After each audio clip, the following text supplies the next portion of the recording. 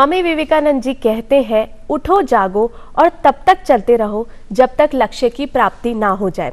और लक्ष्य की प्राप्ति करने के लिए जीवन में D3 फॉर्मूला होना बहुत जरूरी है। अब विक्रम साहब, आप भी सोच रहे होंगे और हमारे दर्शक भी सोच रहे होंगे कि ये D3 जो फॉर्मूला है वो है क्या। D3 फॉर्मूला मतलब डेडिकेशन, डिटर्मिनेशन और डिसिप्लिन, यानी कि अनुशासन, दृढ़ निश्चय होना और समर्पण, ये बहुत जरूरी है।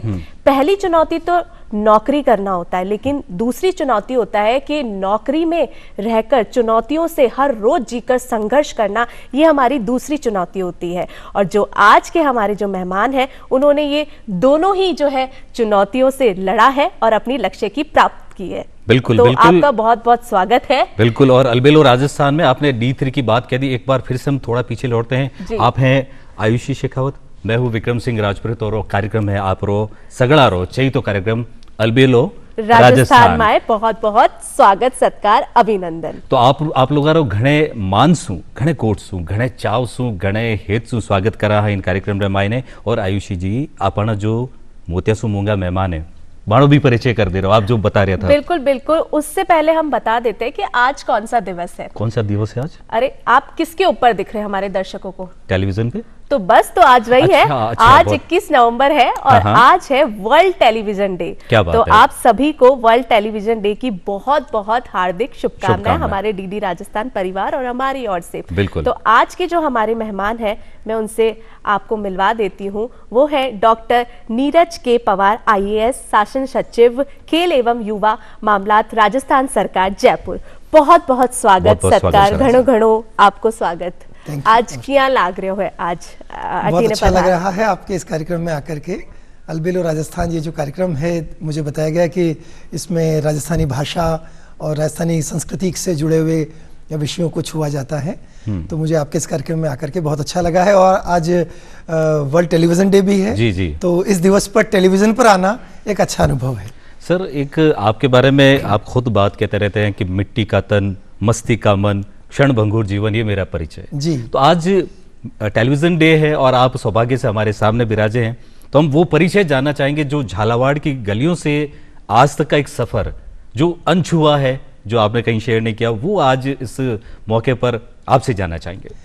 देखिए, वैसे तो ये बड़े बच्चन साहब, हरिवंश राय बच्चन जी की पंक्तियां हैं जी। मिट्टी का मन, मस्ती का तन, क्षण भर जीवन, मेरा परिचय। मैं झालावाड़ राजस्थान का, एक दक्षिण राजस्थान का एक ज़िला है, वहाँ मेरा जन्म हुआ और मेरी सारी पढ़ाई सरकारी स्कूल में ही हुई। क्योंकि मेरे माता पिता दोनों शिक्षक थे, तो गांव के स्कूल में ही सारी पढ़ाई हुई। शुद्ध सरकारी, जिसे कहते हैं कि राजकीय प्राथमिक, राजकीय उच्च प्राथमिक, राजकीय माध्यमिक और उच्च माध्यमिक स्कूल से निकल करके मैं स्नातक के लिए महाराजास कॉलेज में आया। ग्रेजुएशन मैंने महाराजास कॉलेज से किया और उसके बाद फिर PG MSc किया महाराजास कॉलेज राजस्थान यूनिवर्सिटी से, और 2003 में उसके बाद फिर हम IAS बने। राजकीय शब्द मतलब उस समय आपके साथ जुड़ गया था जी। किसी ने ये नहीं सोचा कि राजकीय प्राथमिक विद्यालय, उसके बाद माध्यमिक विद्यालय बनने वाला आज राजस्थान के शासन का एक प्रमुख हिस्सा होंगे। जी। तो आप बता रहे हैं, स्कूल की जो बात है, सरकारी स्कूल, जनरली सोचा जाता है कि जो प्रशासनिक अधिकारी होते हैं वो बहुत कोई खास कोचिंग करके आते हैं या कोई बहुत बड़ी, बहुत सारा खर्च वर्च होता है, बहुत कुछ होता है। क्या ये सारा मिथ है या? नहीं, बिल्कुल मिथ है। ऐसा बिल्कुल, मैं राजस्थान, आपके कार्यक्रम के माध्यम से राजस्थान के सभी निवासियों, सबको ये कहना चाहूँगा कि सरकारी स्कूल में पढ़ने वाले बच्चे कभी भी अपने आप को दोयम दर्जे का नहीं समझें। उनको कभी भी ये नहीं लगना चाहिए कि they are second to anybody. उनको हमेशा विश्वास होना चाहिए कि उनके पास तो दोहरी शक्तियाँ हैं। वो उन तमाम समस्याओं, विसंगतियों, वंचनाओं और अभावों से निकल के आते हैं, और उस सब के बावजूद भी अगर वो अपने आप को कहीं पर सिद्ध कर पाते हैं तो उनके पास तो दोहरी शक्तियाँ होंगी जो नई चीज़ों को भी साथ ले सकें और जो पुरातन चली आ रही उनको भी साथ ले सकें। तो जैसा कि मेरे जीवन में हो पाया कि हिंदी मीडियम से निकला हुआ, राजकीय स्कूलों से निकला हुआ, गाँव से निकला हुआ बच्चा, और वो IAS बन पाया। तो मैं चाहूँगा कि सभी बच्चे जो कि आपके कार्यक्रम को देख रहे हैं, वो ये मान के चलें कि अगर आपने मन में निर्णय कर लिया है, जो विवेकानंद जी की पंक्ति थी कि उत्तिष्ठ जागृत प्राप्य वरन बोधत, उठे जागें और जब तक पानी ले हासिल नहीं कर लें तब तक रुके नहीं। तो मुझे विश्वास है कि अगर आज का युवा अगर ये ठान लेगा तो राजस्थान बहुत आगे लेके जाएंगे। तो विक्रम साहब, मतलब जैसा कि डॉक्टर नीरज के पवन जी हमारे समक्ष बैठे, उन्होंने बताया कि ये गलतफहमी दूर कीजिए कि बच्चे को अच्छे स्कूल में पढ़ाइए, लेकिन बच्चा पढ़ने वाला होगा तो वो कोई भी स्कूल में या किसी भी जगह, एक बोलते हैं ना, लैंप के नीचे भी पढ़ सकता है। तो आप फोकस कीजिए कि आपका बच्चा क्या करना चाहता है आगे लाइफ में, और उसके अंदर पढ़ने की जील होनी चाहिए। और वो आपके D3 भी होने चाहिए, जो आपने भी बिल्कुल बताया। D3 भी होना चाहिए फॉर्मूला। सिर्फ D3 कैप्सूल से कुछ नहीं होगा, वो D3 भी चाहिए। और उसी के साथ साथ मैं ये भी कहूंगा कि पढ़ाई ही अकेला एरिना नहीं है जी। अगर वो खेलता अच्छा भी है तो उसको खेलने में भी हमें सपोर्ट करना चाहिए। हाँ। क्योंकि स्पोर्ट्स में भी बहुत सारे बच्चे हैं। अभी चूंकि मेरे स्पोर्ट्स भी मेरा एक विभाग है, तो मैं अभी देख रहा हूं कि पहले जो कहा जाता था कि पढ़ोगे लिखोगे बनोगे नवाब, खेलोगे कूदोगे होगे खराब, तो ऐसा नहीं है। बहुत से बच्चे ऐसे हैं जो पढ़ाई में शायद उतना अच्छा नहीं कर पाए, लेकिन खेलों की दुनिया में उन्होंने बहुत ऊंचाइयां, बहुत बड़े बड़े मकाम हासिल किए हैं। तो अगर खेलों की दुनिया में भी अगर आपका बच्चा आगे बढ़ रहा है तो माता पिता को उसको सपोर्ट करना चाहिए। जो भी दिशा बच्चे ने चूज करी है खुद के लिए, उस पर माता पिता उसको सपोर्ट करना चाहिए। क्योंकि हर कोई है ना, बोलते हैं कि सचिन तेंदुलकर नहीं बन सकता, लता मंगेशकर नहीं, सब भगवान ने, ईश्वर ने सबके लिए अलग अलग काम बांट रखे हैं। तो ये तो रही आपकी शिक्षा दीक्षा की बात। अब हम थोड़ा सा इतिहास के पन्नों पे पीछे चलते हैं, और वो बचपन मुझे दिखाई दे रहा है आपका कि डॉक्टर नीरज के पवन कैसे थे बचपन में, बचपन की कुछ यादें, कहाँ पले बड़े, और कुछ यादें आप हमारे दर्शकों के साथ शेयर कीजिए। देखिए, मेरा बचपन सारा शुरुआत का जो जीवन था वो झालावाड़ में ही बीता। झालावाड़ में खानपुर एक तहसील है, वहाँ एक सारोला करके एक छोटा सा गांव था। वहाँ मेरे माता पिता दोनों शिक्षक थे। उससे भी पहले की बात करें तो टोंक में टोडा राय सिंह नाम का एक छोटा गांव है। जैसे आपने आदर्श विद्या मंदिर से शुरुआत करी, मेरी भी शुरुआत आदर्श विद्या मंदिर से ही हुई थी। टोडा राय सिंह करके छोटा सा गांव है। वहाँ लाठी जी की गली एक जगह थी जहाँ से मेरी शिक्षा की शुरुआत हुई। उसके बाद झालावाड़ में पढ़ाई हुई, और उसके बाद फिर जो 12th मैंने किया वो बास कृपाल नगर, किशनगढ़ बास में एक छोटा सा गांव है अलवर में। वहाँ से मैंने 12th किया। 12th करने के बाद ग्रेजुएशन करने के लिए तो जूलॉजी बॉटनी साइको के साथ BSc करने के लिए महाराजास कॉलेज आए। तो उस समय का कॉम्बिनेशन जनरली जूलॉजी बॉटनी और केमिस्ट्री हुआ करता था। पर लेकिन शुरू से मेरे मन में मेरे पिताजी ने यही डाला था कि IAS बनना है। तो हमने महाराजा कॉलेज में जब आए तब 3 दोस्तों की एक जोड़ी बनी। अच्छा। और तीनों दोस्तों ने 95 में तय किया कि हमें IAS बनना है। अरे वाह। और तीनों गांव से निकल के आए थे जी। और अच्छी बात यह कि तीनों आज IAS है। अच्छा, ये सक्सेस रेट तीनों भाई के बराबर है। मैं, कमल और सुरेंद्र। मैं और कमल तो 2003 में एक साथ निकले, तो सुरेंद्र 2005 में निकला। और तीनों ने लक्ष्य किया था कि IAS बनना है, और वही लक्ष्य की प्राप्ति हेतु आने वाले ग्रेजुएशन, पोस्ट ग्रेजुएशन और उसके बाद के साल भी पूरा डेडिकेशन लगा के रखा, और सफलता 100% रही। तो मैं आने वाली पीढ़ी को, हमारे छोटे भाई बहनों को, सबको यही सिखाता हूं कि अगर आपने मन में कुछ ठान लिया है तो अपना सर्वस्व उसके प्रति लगा दे। सेकंड सोचे ही नहीं कि दूसरा प्लान बी क्या होगा। कश्तियां तोड़ करके, अगर आपने पहले सुना होगा कि कुछ जब पुराने जमाने में राजा जाया करते थे तो जिस तट पर पहुंचे वहां पहुंच के जिस कश्ती से वो आए हैं उस कश्ती को तोड़ देते थे। ताकि अगर जीते तो यहीं राज करेंगे और इन्हीं की कश्तियों से वापस जाएंगे, या यहीं लड़ते लड़ते रण में खेत हो जाएंगे। तो इतना डेडिकेशन कि ये नहीं तो कुछ नहीं। तो उसी के साथ चले और आज आपके समक्ष उपस्थित हैं। आपने वो धारणा आयुषी जी वो भी तोड़ दी, 3 का जो अंक होता, 3 तिगाड़ा काम बिगड़ा। आपने तो 3 दोस्तों ने मिलकर इतिहास रच दिया और उसको रचा, और आज हम भाई से भी बढ़ करके हैं। मैं और कमल और सुरेंद्र। वो लोग कहाँ पोस्टेड हैं? कमल पंजाब कैडर में है और सुरेंद्र यूपी कैडर से है, लेकिन अभी वो दिल्ली में पोस्टेड है। बिल्कुल। उनका भी हिंदी मीडियम रहा या? कमल का हिंदी मीडियम था। सुरेंद्र का इंग्लिश। वो आए हिंदी मीडियम से ही थे दोनों, हम तीनों हिंदी मीडियम से आए थे। क्या बात लेकिन IAS इंग्लिश मीडियम में करना पड़ा मुझे और सुरेंद्र को। अब ये भी देखिए, मैंने सारी पढ़ाई हिंदी मीडियम से करी है, IAS इंग्लिश मीडियम से दिया। क्या बात। क्योंकि उस समय की स्थितियां ऐसी थी कि जहां हिंदी मीडियम के छात्रों को थोड़ा सा कमतर समझा जाता था, इसलिए IAS को मैंने और सुरेंद्र ने इंग्लिश मीडियम में दिया, कमल ने हिंदी मीडियम में ही दिया। एक सवाल ये भी है, अभी जो मेरा छोटा भाई है वो भी IAS की जो है प्रिपरेशन कर रहा है, तो बोलते हैं ना बच्चे थोड़ा सा कंफ्यूज होते हैं, और वो बिल्कुल। एज भी है अभी उसकी ऐसी जी। कि कहाँ जाएं, कैसे तैयारी करें। तो क्या इसकी प्रोसेस रहती है जी। प्रिपरेशन की? अगर कोई आईएएस की तैयारी करना चाहता है, सिविल सर्विसेज की, तो कैसे प्रिपरेशन की जाए? देखिए, मैं आपको बताइए। बिल्कुल हल्के से समझाता हूँ कि जैसे ही 12th के बाद बच्चा फर्स्ट ईयर में आता है, तब से उसको शुरू कर देना चाहिए। जी। ग्रेजुएशन तो अपने जो आप सब्जेक्ट ले रहे हैं उसमें ग्रेजुएशन तो हो ही जाएगा, उसके साथ साथ जीएस की तैयारी साथ साथ करते चलें। अखबार ध्यान से पढ़ें, न्यूज़ ध्यान से सुने, और मैं सभी बच्चों को ये कहता आया हूं कि आकाशवाणी की या दूरदर्शन की जो सरकारी न्यूज़ चैनल है, ये जो मैं दूसरों की आलोचना नहीं करता, लेकिन जो न्यूज़ का स्तर अभी भी दूरदर्शन और आकाशवाणी ने मेंटेन कर रखा है न्यूज़ और व्यूज़ की दृष्टि से, वो अभी भी बहुत अच्छा है। हमारे ज़माने में तो ये दो ही हुआ करते थे, तो वहीं से न्यूज़ लिया करते थे, लेकिन आज भी इनकी महत्ता और इनकी प्रासंगिकता अभी भी बनी हुई है। एक मैगजीन कोई सी भी यूज़ कर लें, महीने में एक मैगजीन इसको पढ़ना चालू करें, और उसके साथ साथ जो अपने 6 सब्जेक्ट्स हम मानते हैं जीएस को तैयार करने में, history, geography, polity, science and tech, economic affairs, current affairs and international relations, इन 6-7 टॉपिक्स पर लगातार तैयारी करते चले और डिस्कशन करें अपने दोस्तों के साथ। हम जो 3 दोस्तों की बात करते थे, डेली मिलते थे, दिन भर पढ़ाई करेंगे, रात भर पढ़ाई करेंगे, और शाम को बात करेंगे कि तुमने क्या पढ़ा। सर, आप लोग भी D3 थे? हम भी D3 ही थे। 3 दोस्त हो गए। जी बिल्कुल। हाँ। जी बिल्कुल। 3 इडियट्स जब से बनी है, 3 स्टूजेस जब से बनी है, तब से हमारा ये जो 3 का जो ग्रुप था, ये ग्रुप ने सफलता सिद्ध करके बताया कि वास्तव में अगर आप मेहनत करें तो किया जा सकता है, पॉसिबल है। और आध्यात्मिक दृष्टि से देखें तो राम, सीता और लक्ष्मण जी भी, वो भी 3 ही है। हमारी शरीर में रजस, तमस और सात्विक 3 गुण हैं। तीनों ब्रह्मा, शंकर, विष्णु, वो भी त्रिदेव है। जी जी। तो आपने कोई कोचिंग वगैरह भी ली थी? नहीं, हमने तीनों ने कोई कोचिंग नहीं ली। में ज्यादा जा रहे हैं? नहीं, मैं स्वाध्याय और अपने खुद की पढ़ाई का कोई भी मुकाबला नहीं हो सकता। कोचिंग आपको दिशा जरूर देती है, लेकिन पढ़ना आपको ही है। एग्जाम में कोई कोचिंग एग्जाम देने नहीं जाती, बच्चे को ही एग्जाम देना होता है, तो बच्चा तैयारी करे, उसके लिए स्वाध्याय का कोई मुकाबला नहीं है।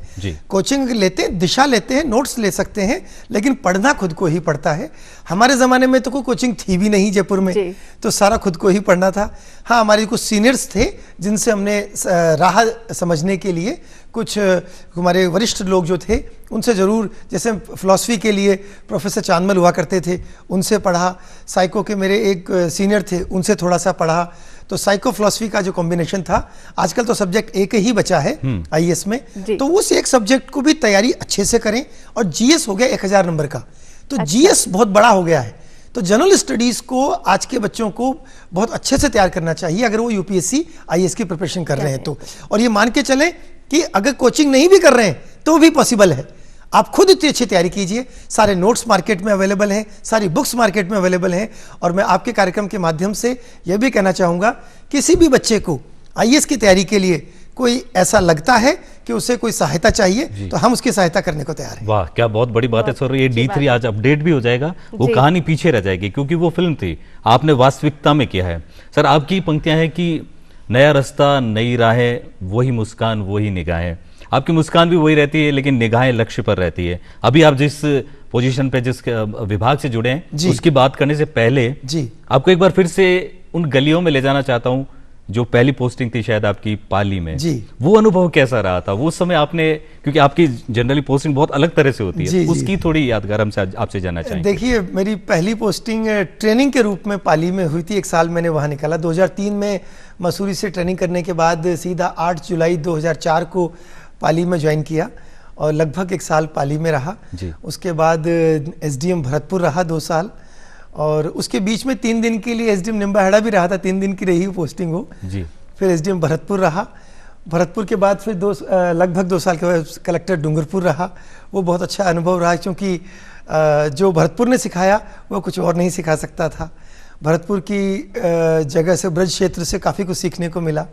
उसके बाद सीधा आदिवासी क्षेत्र, यानी भरतपुर यूपी बॉर्डर था, वहाँ से सीधा गुजरात बॉर्डर पर डूंगरपुर कलेक्टर के रूप में पोस्टिंग हुई। डूंगरपुर कलेक्टर 2 साल रहा। उसके बाद करौली कलेक्टर के रूप में आया, जो कि मध्य प्रदेश बॉर्डर थी, वो बिल्कुल अलग इलाका था। उसके बाद पाली कलेक्टर रहा जी। और फिर अगेन वापस भरतपुर कलेक्टर के रूप में पोस्टिंग हुई। जी। फिर अभी बीच में ये जो पूरा राजस्थान घूम चुकने के बाद नॉर्दर्न राजस्थान बाकी था, जिसमें गंगानगर, हनुमानगढ़, चूरू, बीकानेर, हाँ। वहाँ डीसी बीकानेर के रूप में पोस्टिंग हुई, डिवीजन कमिश्नर बीकानेर, तो वो क्षेत्र भी हो गया। तो अब राजस्थान का ऐसा कोई हिस्सा नहीं बचा था, वो पाकिस्तान बॉर्डर थी। हाँ। बीकानेर पाकिस्तान बॉर्डर बच रहा था एक, हाँ। वो भी हो गया। उससे फिर सीधी पोस्टिंग हुई DC Banswara, again Gujarat border था जी, वो। जी। तो वहां से अब मैं यहाँ खेल एवं युवा मामलात के विभाग को मैं देख रहा हूँ। जी। तो पूरे पिछले 21 साल के संचित अनुभवों के आधार पर यह कहा जा सकता है कि राजस्थान के शासन प्रशासन में अभी भी मुझे लगता है कि जो प्रोबेशनर्स आइडियलिज्म हमारे कहा जाता है कि ये जब नया नया बनता है उसके मन में बहुत कुछ करने की हुक होती है, उसको ऐसा लगता है कि मैं बहुत कुछ बदल दूंगा, और धीरे धीरे वो घिसता जाता है, वो सिस्टम में रमता जाता है। मुझे अभी भी लगता है कि नहीं, अभी भी बहुत कुछ किया जा सकता है, अभी भी बहुत सारा अच्छा किया जा सकता है, किसी भी विभाग में हो आप। जैसे अभी मैं स्पोर्ट्स और यूथ अफेयर्स देख रहा हूँ, होने को ऐसा लगता है कि ये छोटा डिपार्टमेंट है, पर आपको ये मानना पड़ेगा कि राजस्थान का या कहीं का भी कोई भी ऐसा व्यक्ति नहीं है जिसने कभी कोई खेल नहीं खेला हो या वो खेल में रुचि नहीं रखता हो। कोई ना कोई खेल तो सबके मन में रुचि होती है, बूढ़े से लेके बच्चा भी कोई ना कोई खेल के प्रति उसके मन में रुचि होती है। और यूथ हमारा एक ऐसा सेक्शन है, पूरी दुनिया में सबसे ज्यादा यूथ अभी इंडिया के पास है और यही रहने भी वाला है। 15 से 29 का जो आयु वर्ग है, ये आने वाले कई वर्षों तक भारतवर्ष और राजस्थान के पास ही रहेगा। तो इसमें जो निवेश किया जाए, जिस यूथ को तैयार किया जाए, तो आने वाली सदी विकसित भारत और विकसित राजस्थान की होगी। बिल्कुल सही कह रहे हैं कि बोलते हैं ना कि युवा जो होता है वो हमारे देश का कर्णधार होता है और युवा से ही हमारा देश है। और अभी अभी आपने खेल की भी बात करी है, तो आपका जो विभाग है खेल एवं युवा मामलात, तो क्या नया जो है नवाचार कर रहा है आपका विभाग? देखिए, मैं आपको बताऊं कि अभी भारत सरकार ने भी अभी कल परसों ही वीसी हुई थी, जिसमें युवाओं को खेल से जोड़ना, विकसित भारत से जोड़ना और विकसित भारत के सपने को पूरा करने के लिए क्या क्या स्टेप्स आएंगे, क्या क्या सोपान उसको चढ़ने होंगे, किन किन सीढ़ियों का आरोहण करना होगा, उसकी तैयारी के लिए सारी सरकारें लगें, उसके लिए आह्वान किया है। अभी 12 जनवरी को आपको पता है विश्व युवा दिवस, राष्ट्रीय युवा दिवस, स्वामी विवेकानंद जी जिनकी पंक्तियों से अपने बात शुरू की थी, उनका जन्म दिवस आता है। जी बिल्कुल। तो उनके 162वां जन्म दिवस इस बार आ रहा है। तो ये कोशिश करेंगे कि इस बार के राष्ट्रीय युवा दिवस को भारत सरकार भी और असम सरकार भी कुछ नए तरीके से बनाए। उसके लिए 25 नवंबर से 5 दिसंबर तक माई भारत पोर्टल पर पूरे देश के युवा और राजस्थान के युवा खासतौर पर आपके कार्यक्रम के माध्यम से मैं सबसे आग्रह करना चाहूंगा, विकसित भारत का क्विज ओपन हुआ है, उस क्विज में से पार्टिसिपेट करें। अच्छा। पिछले 10 सालों में भारत ने जो प्रगति की है, जो प्रगति के कई आयाम हासिल किए हैं, उनके बारे में प्रश्नोत्तरी होगी।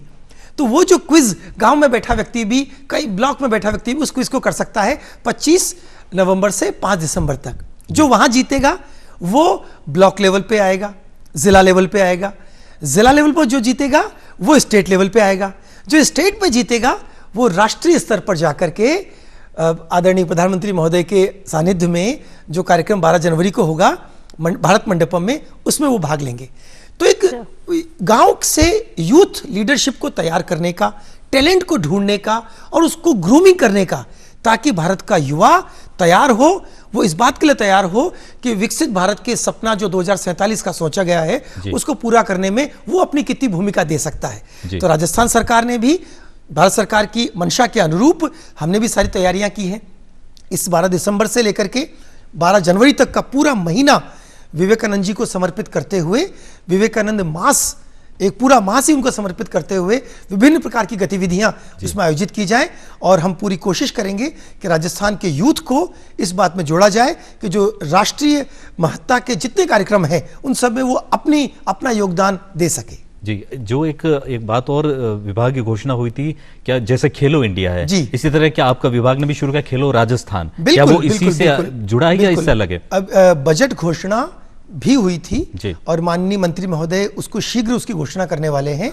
खेलो राजस्थान यूथ गेम्स शीघ्र ही आयोजित किए जाएंगे, जिनकी डेट्स का अनाउंसमेंट ऑनरेबल मिनिस्टर सर जल्दी ही करने वाले हैं। उसमें भी क्या होगा कि वही गांव के लेवल पे गेम खेले जाएंगे, जो वहाँ गांव में जीता वो ब्लॉक लेवल पे गेम खेले जाएंगे, जो वहाँ जीता वो जिला स्तर पे खेलेगा, जो जिला स्तर पे खेला वो राज्य स्तर पे आकर के बड़े कार्यक्रम में राज्य स्तर पे खेलेंगे। तो कुल मिलाकर के हमारे खेल विभाग के माध्यम से गांव गांव में खेल गतिविधि का आयोजन किया जाए, खेलों से सब बच्चे जुड़ें। आपके कार्यक्रम के माध्यम से मैं सबसे ये भी आग्रह करना चाहूँगा कि भले ही ये व्हाट्सएप, ट्विटर, इंस्टा, फेसबुक ये सब अच्छी नई नई चीज़ें आ गई हैं, बहुत अच्छी बात है, लेकिन फिजिकल एक्टिविटी का कोई विकल्प आज भी नहीं है। नहीं है, बिल्कुल अगर सही। गांव में कोई गेम अगर नहीं भी कर पाते हैं तो कबड्डी हो सकती है, दौड़ तो हो ही सकती है, सुबह सुबह कम से कम तेज पदचाल तो हो ही सकती है। तो छोटे मोटे हमारे खो खो हो सकती है, जिसके लिए कोई ज़्यादा विशेष इक्विपमेंट्स की आवश्यकता नहीं है, वॉलीबॉल हो सकती है, फुटबॉल हो सकती है। तो अगर ऐसे कुछ जो खेलों से हमारे जो नई पीढ़ी है वो विमुख हो गई है जी। तो हम सभी लोग, वरिष्ठ लोगों की ये जिम्मेदारी है कि इस नई पीढ़ी को भी खेलों से जोड़ा जाए।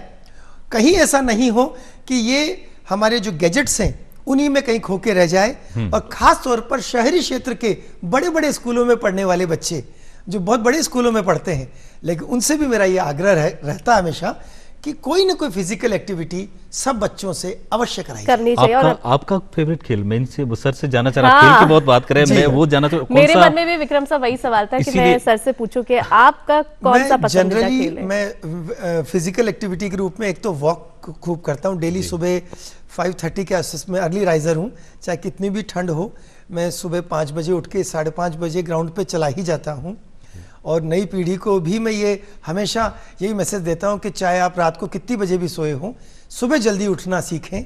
अगर आपने भोर की पहली किरण का स्वागत किया है, वक्त का आपने ख्याल रखा है, तो वक्त आपका ख्याल रखें। क्या बात है, हमारे दर्शक भी मानेंगे इस चीज को। और मैं खुद बैडमिंटन और क्रिकेट खेलना पसंद करता हूँ। बैडमिंटन और क्रिकेट में आपने काफी स्कूल कॉलेज लेवल तक कुछ कई बार खेला है, और बैडमिंटन भी कई बार खेला। ऑलराउंडर रहे आप, बॉलर या बैट्समैन? नहीं, दोनों ऑलराउंडर ही रहे आप, शुरू से ऑलराउंडर ही रहे। और विक्रम साहब अपन देख भी सकते हैं कि सर कितने फिट है। हाँ। और सबसे ऊर्जावान बोलते हैं ना, ऊर्जावान IAS ऑफिसर है। राज ये भी बता दिया सर ने, सुबह जल्दी उठना पड़ता जल्दी है इसके लिए। और कभी भी सर को हम देखेंगे तो बिल्कुल ऊर्जावान तरीके से ही देखेंगे।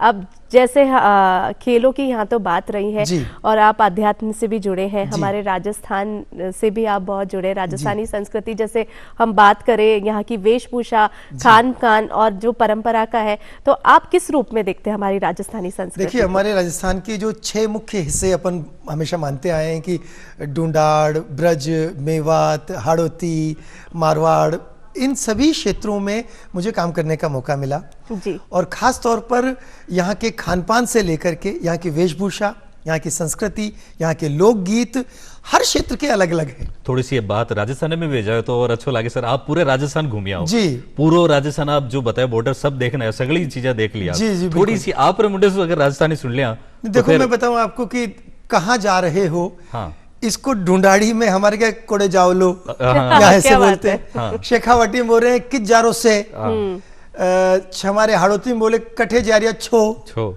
तो इस तरह का अलग अलग क्षेत्र में बोलने के सिद्ध जाओ सा वसा जरूर लगाते हैं वो। तो एक ही भंगिमा को व्यक्त करने की भिन्न भिन्न बोलियां हमारे राजस्थान में है। चूंकि मुझे मेरे कार्य की वजह से मेरा जन्म हाड़ौती में हुआ, तो हाड़ौती का कुछ पुट आया। ढूंढाड़ में मेरी पढ़ाई हुई, उसका पुट आया। ब्रज में मेरी शुरुआती काम किया, उसका पुट आया। कुछ मारवाड़ में हुआ। फिर इन सबसे इतर जो वागड़ क्षेत्र है, जो हमारा दक्षिण राजस्थान का है, डूंगरपुर, बांसवाड़ा, प्रतापगढ़, वहाँ वागड़ी बोली जाती है। वो बिल्कुल ही भिन्न है, वो गुजराती से काफी जुड़ी हुई है। आपका नाम क्या है? जैसे गुजराती में कहते हैं सु नाम तमारो, हमारे यहाँ कहते हैं हूँ नाम तमारो, साको हा बोलते हैं, तो हूँ नाम तमारो। तो वो वागड़ी का भाषा है। तो मेरे पास क्या हुआ है कि समुच्चय हो गया है, सभी बोलियों का समुच्चय। मैं जहां भी जाता हूं वहां थोड़ा थोड़ा उन भाषाओं को सीख, ताकि आम जनता से जब आप बात करें तो उनकी भाषा में बात करें तो उसे बड़ा अच्छा लगता है। जैसे भरतपुर क्षेत्र में जब मेरी पहली पोस्टिंग हुई, तब वहाँ की महिलाएं जब या कुछ मिलने आते थे, तो वो जैसे एक बूढ़े बाबा मेरे से मिलने आए, उन्होंने कहा लाला इतकुआ, लाला इधर आ। मैंने कहा बोलो बाबा, लाला एसडीएम साहब हते, एसडीएम साहब हैं क्या? तो मैं कहा है तो वो इसे उनसे अगर उनकी भाषा में ही बात करोगे तो ऐसा जुड़ाव लगेगा, होता है उनको उनसे। जुड़ाव होगा। अभी अभी आपने भरतपुर की बात कही जी। और हमने सुना है कि जो आपका नाम है डॉक्टर नीरज के पवन जी। तो वो जो उसमें जो विक्रम सा के लग रहा है ना, इसको मारवाड़ी में पूछ ले, आपके नाम हाँ। के जो लारे के लगे रो के कारण है ये और ही अच्छा हो ये गया। बढ़िया हो। हाँ। जी। हनुमानगढ़ स्टाइल में पूछ लिया, के जी, कारण जी। है आपको। मेरी पहली पोस्टिंग जब भरतपुर में हुई तो डे 1 पर जिस दिन मैंने ज्वाइन किया था उस दिन कोई बड़ी आग लग गई थी मार्केट में, तो हमने जाके बुझा दी, तो अच्छा सफलतापूर्वक हो गया था। तो मीडिया वालों ने कहा सर ये नाम थोड़ा बड़ा है, नीरज कुमार पवन। अच्छा। तो उस समय डॉक्टर नहीं था, उस समय पीएचडी नहीं की थी मैंने पीएचडी आईएएस बनने के बाद में की। जी। तो उन्होंने कहा सर नीरज कुमार को के कर दें, तो मैंने कहा कर दो, फिर वो के हिट होता चला गया, तो फिर नीरज के पवन, उस तरह से ये नीरज के पवन बनता चला गया। मैं कद से सोच रहा के कारण हो सके ये पीछे, तो आज पता चल गया के के पीछे कारण के है। जी। तो ये नाम की आपने बात की और बोलियों की आपने सारी बात की। सर, जी। राजस्थान पूरा आप घूमे हो जी। कोई ऐसी जो खास शैली या कोई खान पान या कोई ऐसी चीज जो आज आपकी ये दिल में है, आप चलाकर वहां जाते हैं अपनी छुट्टियों में एंजॉय जी। करने, कहीं घूमने, हाँ। ऐसी कोई चीजें राजस्थान की आपसे जानना चाहेंगे? नहीं बिल्कुल, मैं जहाँ रहा, जैसे मुझे बीकानेर की कैर सांगरी से लेकर के हमारे मारवाड़ में जो बनता है वो वहाँ से लेकर के हमारे पश्चिमी राजस्थान के लंगा मांगणियार से लेकर के वाह। पूर्वी राजस्थान के हमारे मयूर नृत्य से लेकर के वाह, वाह। हर एक चीज का अपनी महत्ता है जी। और उन सब से मेरा जुड़ाव रहा, क्योंकि मैं संस्कृति और उन कलाकारों से लगातार मेरा विभिन्न कार्यक्रमों में उनसे मुलाकात होती रही। तो ब्रज की जो लठमार होली है जी। उसके साथ साथ मयूर नृत्य है, उससे शुरुआत करके जो हमारे दक्षिण राजस्थान का गैर नृत्य है पारंपरिक, जी, वो जब हमने राष्ट्रपति महोदया को दिखाया तो वो उनको बड़ा अच्छा लगा। अभी वर्तमान राष्ट्रपति महोदया जब हमारे बांसवाड़ा पधारे थे जी। तब उन्होंने उस गैर नृत्यांगनाओं से बात भी करी। उन्होंने हमारी जो लखपति दीदियों का एक सम्मेलन था, उस सम्मेलन में उन सखियों से उन्होंने बात भी करी, उनको बड़ा अच्छा लगा उनसे बात करके। तो राजस्थान सांस्कृतिक दृष्टि से काफी बहुत ज्यादा वैरायटी वाला और बहुत ज्यादा रिच कल्चर वाला है। इतना रिच कल्चर जिसमें इतना सारा समुच्चय है, इतनी सारा विभिन्नताएं हैं, जो अगर कोई बाहर का पर्यटक आता है तो उसको एक बार में पूरा देख ही नहीं सकता। वो हमारे पास नदी समंदर को छोड़ करके सब कुछ है हमारे पास। हमारे पास नदियां हैं, हमारे पास पहाड़ है, हमारे पास झीलें हैं, हमारे पास रेगिस्तान है, हमारे पास हवेलियां हैं। तो वैसा एक बार में राजस्थान को पूरा देख पाना, समेट पाना संभव ही नहीं। जदी तो कहवे है कि आपनो जो राजस्थान है वो वीर वीरांगनाओं की भूमि भी है और एक तरफ जो है वो तीज त्योहार का भी अलग मजो है। और कहवे भी है ना कि सोनेरी धरती जदे चांदीरो आसमान, रंग रंगीलो रस भर्यो म्हारो प्यारो राजस्थान। अलबेलो राजस्थान, अलबेलो राजस्थान, जय जय राजस्थान, जय जय राजस्थान। क्यों आपसे ये बात कहनी इतनी जरूरी थी, वो राजस्थानी में कहे तो आपसे बुलवाणो इनवास से ज्यादा जरूरी हो, क्योंकि आज को यूथ जो है वो राजस्थानी से विमुख होतो जा रही हो। वो समझे कि मारी क्षेत्र में बात करूला तो लोग मने अनपढ़ समझेला, पर आप जब बात करी तो सगला जो दर्शक देख रहे वाला वे भी अच्छा जान लिया वाला कि इतनी बड़े पद मत आप विराजे आओ, फिर भी आप राजस्थान की बात करो, राजस्थानी संस्कृति की बात करो, तो एक बहुत बड़ी चीज वाला। तो युवाओं को कनेक्ट करने के लिए सर क्या खास करना चाहिए जो राजस्थान से जुड़े रहें, संस्कृति से जुड़े रहें? बिल्कुल, देखिए अभी हमने सभी जिला कलेक्टर साहबान के माध्यम से हर गांव में हम यूथ क्लब्स बनाने जा रहे हैं। बहुत बढ़िया सर जी। तो हर गांव में युवा जुड़े, इनके यूथ क्लब बने, वो उनको एक खेल का, स्पोर्ट्स का किट भी देंगे। तो 3 चीजें हम चाहते हैं। यूथ क्लब जो बने वो रोज एक तो खेलने के लिए आए, वो खेलने के लिए इकट्ठे हों, एक। दूसरी बात, हमारी संस्कृति से जुड़े रहने के लिए वो कुछ न कुछ अध्ययन, पठन पाठन अवश्य करता रहे वहां पर, और जो कुछ अपने राष्ट्रीय स्तर पर, राज्य स्तर पर या अंतर्राष्ट्रीय स्तर पर जो घटित हो रहा है उसके बारे में उसको जानकारी का लेवल हमेशा रहे, ताकि किसी भी एग्जाम में जब वो बैठे, कहीं भी वो जाए तो उसे ये ना समझा जाए कि राजस्थान का कोई गांव से निकला हुआ युवा आया है, तो वो हमारे वर्तमान परिप्रेक्ष्य में उसको कहीं दोयम समझा जाए। तो हम ये चाहेंगे राजस्थान का जो 15 से 29 का जो आयु वर्ग यूथ है, वो यूथ क्लब्स के माध्यम से, वो कॉलेज जाता है तो कॉलेज में जो पढ़ाया जा रहा है उसके माध्यम से, इवन खेती किसानी कर रहा है जो हमारा बच्चा या हमारा, वो भी कम से कम इतना तो अवेयरनेस के लेवल पे आए कि राज्य में, राष्ट्र कितनी तीव्र गति से प्रगति कर रहा है और उसमें उसका क्या हिस्सा है। ये जो विकसित राष्ट्र का सपना ऑनरेबल पीएम और ऑनरेबल सीएम ने देखा है, उसमें वो क्या भूमिका निभा सकता है और उसके लिए क्या है। इसमें से इतनी सारी योजनाएं हैं जो युवाओं के लिए बनी हैं, वो केंद्र की भी है और राज्य की भी है, वो युवाओं तक पहुंच रही कि नहीं पहुंच रही है। और अगर उस युवा की जिम्मेदारी भी है कि उसके गांव में कोई पड़ोसी चाचा काका मामा ताऊ बाबा या मौसी या दादी रहती है, उसके लिए कोई योजना है जो उस तक नहीं पहुंच पा रही है, तो हमारा गांव का यूथ क्लब का वो युवा उस तक योजक का भी काम कर सकता है कि ताई तेरे को मैं लेके चलता हूं, आओ ई मित्रा पे चलते हैं, आपको पेंशन नहीं मिल रही मैं दिलवाता हूं, पालनहार नहीं मिलता मैं दिलवाता हूं। तो एक बहुत बड़ा आंदोलन क्रिएट किया जा सकता है जिसमें राजस्थान का यूथ राष्ट्र की और राज्य की प्रगति में अपनी भूमिका दे सके। बिल्कुल, जब भी हम खेल की बात करते हैं तो सबसे पहले जो है युवाओं के लिए जो भी खेल खेल रहे हैं उनके लिए सुविधाओं की बात आती है और स्टेडियम जहन में आता है। तो आप क्या, जो राजस्थान के जो मुख्य स्टेडियम है उनके डेवलपमेंट के लिए आपका विभाग क्या कर रहा है? बिल्कुल, आपने बहुत अच्छा सवाल पूछा है। एक सरकार की जो मंशा है कि सभी ब्लॉक्स में कम से कम एक एक स्टेडियम तो हो ही हो। मैं गांव से चलता हूं, हर गांव में कम से कम एक खेल मैदान हो, चाहे वो स्कूल का हो, चाहे वो टीएडी का हो, कॉलेज का हो, हर गांव में एक खेल मैदान हम ढूंढ रहे हैं। एक खेल मैदान तैयार हो, उसकी जियो टैगिंग भी कर रहे हैं अब, ताकि आप एक ऐप बनाएंगे, आप यहां बैठे हुए सबसे निकट कौन सा मैदान है, कहां खेलने जा सकते हैं। क्या बात सर, बहुत बढ़िया। तो राजस्थान के हर खेल मैदान की जियो टैगिंग का काम अभी चल रहा है। जब खेल मैदान की जियो टैगिंग हो जाएगी तो उसमें कौन कौन से खेल खेले जा सकते हैं वो भी, जैसे दौड़ लगाई जा सकती है, 400 मीटर का उसमें ट्रैक है, या उसमें जेवलिन थ्रो का है, या शॉटपुट का है, या हाई जंप का या लॉन्ग जंप का है। तो उस खेल मैदान में क्या खेल सुविधाएं हैं वो भी उस ऐप में आ जाएगा। उसके आगे ऊपर बढ़े अपन, ब्लॉक में इंडोर स्टेडियम की हम कोशिश कर रहे हैं कि ब्लॉक्स पर स्टेडियम्स बन जाएं, और जिला लेवल पर जो बड़े स्टेडियम्स होते हैं जिसमें इंडोर गेम्स कराए जाते हैं वो बने, और राज्य स्तर पर सेंटर ऑफ एक्सीलेंस भारत सरकार और राज्य सरकार मिल करके हम ये कोशिश कर रहे हैं कि यहाँ पर जयपुर के लेवल पर जो बच्चे नेशनल लेवल पे मेडल ले आए वो अंतर्राष्ट्रीय स्तर पे ले जाएं, जो एशियाई में या कॉमनवेल्थ में मेडल ले आए वो ओलंपिक में जाएं। तो उन बच्चों की ग्रूमिंग कराना, उनको अंतर्राष्ट्रीय लेवल का तैयार करना, उसके लिए हम तीनों लेवल पे काम कर रहे हैं। टैलेंट हंट जो ग्रामीण लेवल से आएगा, जो बिल्कुल रूट लेवल से आएगा, वो बच्चे जो ऑलरेडी पहुंच चुके हैं उनकी ग्रूमिंग की आवश्यकता है, उनको थोड़ा और सपोर्ट की आवश्यकता है, वो करना। और आखिरी लेवल जहां पर कहीं अंतर्राष्ट्रीय स्तर पर उसको मंच देना है, उसके लिए और क्या मदद की जा सकती है, तो राज्य सरकार उसकी भी कोशिश करेगी कि बच्चों को, ताकि हमारे राजस्थान से जो एक टॉप करके स्कीम आई है बजट में, जो है target Olympic podium, Olympic podium में भारत का तिरंगा लहराए, उसका लक्ष्य लेकर के चल रहे हैं। और राजस्थान सरकार के लिए तो बहुत बड़ी बात है कि हमारे मंत्री खुद ओलंपियन है।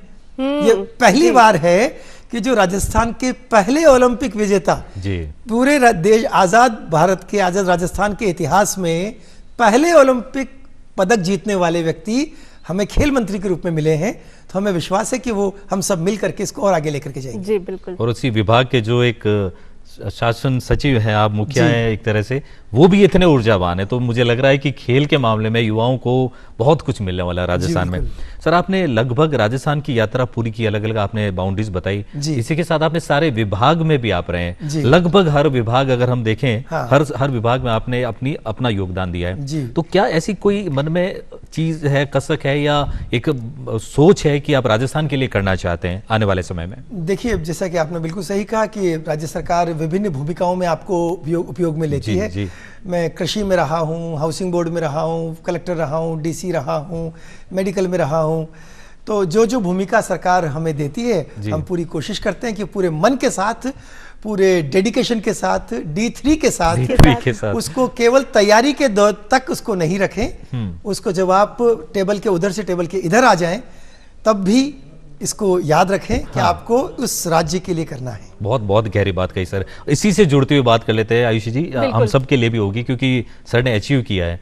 फिल्म की बात चली थी वो 3 इडियट्स, लेकिन सर के 3 दोस्त, मुझे लग रहा है इस एपिसोड के बाद लोग सर्च करेंगे आप तीनों को और आपकी कहानी जानेंगे, और इससे वास्तविक जो बात है इससे प्रेरणा लेंगे। तो जो यूथ देख रहा है, जो युवा देख रहे हैं सर, उनको सुबह 5 बजे से रात तक का एक शेड्यूल आपकी तरफ से हम जानना चाहेंगे, जो क्या क्या आप उनको संदेश देना चाहते हैं, क्या उनको खास करना चाहिए? देखिए, मैं आपके कार्यक्रम के माध्यम से राजस्थान के या कहीं भी जो युवा देख रहे हैं उन सबसे 2-3 छोटे-छोटे आग्रह करना चाहूँगा कि गर्मियों में सुबह 4 बजे उठा कीजिए, सर्दियों में 5 बजे तो उठ ही जाइए, 5:30 तक मैक्सिमम 6 तक अपने नित्य कर्मों से निवृत्त होकर के आप ग्राउंड पे आ जाएं। 1 घंटा, कम से कम 1 घंटा कोई भी फिजिकल एक्टिविटी करें, चाहे वॉक करें, दौड़ लगाएं, कुछ भी करें, 1 घंटा फिजिकल एक्टिविटी जरूर करें।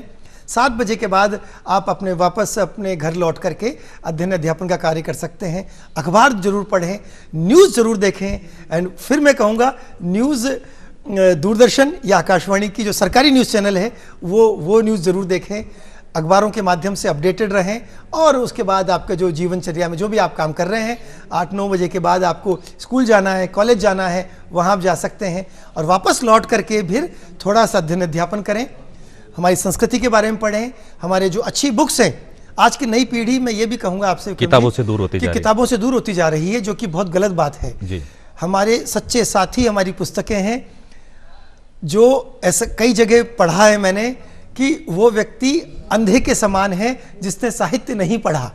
तो हमारा साहित्य, अगर आपको भगवान ने आंखें दी हैं तो वो पढ़ने के लिए दी है। बिल्कुल सही। तो आप अवश्य पढ़ें, जो आप पढ़ सकते हैं वो जरूर पढ़ें। आपके जीवन में पढ़ा हुआ कभी भी निष्फलित नहीं होगा। जीवन की बगिया में कुछ भी निष्प्रयोजन नहीं होता तो निष्फलित भी कभी नहीं होता। कौन सा बीज कहाँ पुष्पित होकर के कहाँ सुरभित होगा आपको आज नहीं पता है, लेकिन अगर आप पढ़ाई से जुड़े रहेंगे तो मुझे विश्वास है। आपने कविता पाठ भी करते हैं आप, मैंने सुना है, तो थोड़ी सी 2 पंक्तियां हो जाए, कोई कविता आपको याद आ रही हो? अभी तो सिर्फ उर्दू की 2 पंक्तियां मैंने बचपन में लिखी थी। जी बिल्कुल। तौफीक तो इतना है हुजूर कि मंजिल खुद बोस कदमी करे। तौफीक मीन्स कैलिबर। कैलिबर। तौफीक तो इतना है हुजूर कि मंजिल खुद बोस कदमी करे। वाह। इंतजार है तो सिर्फ वक्त की गवाही का। क्या बात है सर। तो वक्त कब गवाही देगा, तो आप ये मान के चले सब में तौफीक है, सब में कैलिबर है। आप बस मेहनत करते चलें, ईश्वर आपको आपकी मेहनत का परिणाम कब देगा वो उसके हाथ में है, आपके हाथ में परिश्रम है, वो लगातार करते चलें। क्या बात है। आप जिस मुकाम पे रहे वहाँ वक्त ने हमेशा गवाही दी है और उम्मीद करते हैं कि जो इस वक्त आप चल रहे हैं वक्त के साथ, खेल, युवा जो ये विभाग है और इससे जुड़ी हुई योजनाएं हैं, इसमें भी वक्त गवाही देगा और आप एक मील का पत्थर साबित होंगे। आपने इतने बिजी शेड्यूल में वक्त निकाला दूरदर्शन के लिए, और क्योंकि ये वक्त आपका हमारे लिए बहुत जरूरी था, युवाओं के लिए बहुत जरूरी था। क्यों आयुषी जी? बिल्कुल, मैं तो अब मुझ में इतनी एनर्जी आ गई है, मैं बहुत ऊर्जावान हो गई हूँ, सर से बहुत इंस्पायर हुई हूँ। और D3 थोड़ा अपडेट कर लिया आपने? बिल्कुल कर लिया। D3 सभी अपडेट कर लें, क्योंकि एक वास्तविक जो बात सर की बात कही है, उन 3 दोस्तों पर लोग आज से सर्च करना मुझे पता है शुरू करेंगे। और सर आपसे फिर से मुलाकात होगी और आपसे ऐसी ऊर्जावान बातचीत भविष्य में होगी, यही हम कामना करते हैं। बहुत बहुत धन्यवाद आपका। बहुत धन्यवाद, आप पधारे यहाँ पे, आपका कीमती समय आपने दिया। और अब दर्शकों से विदा लेते हैं विक्रम साहब।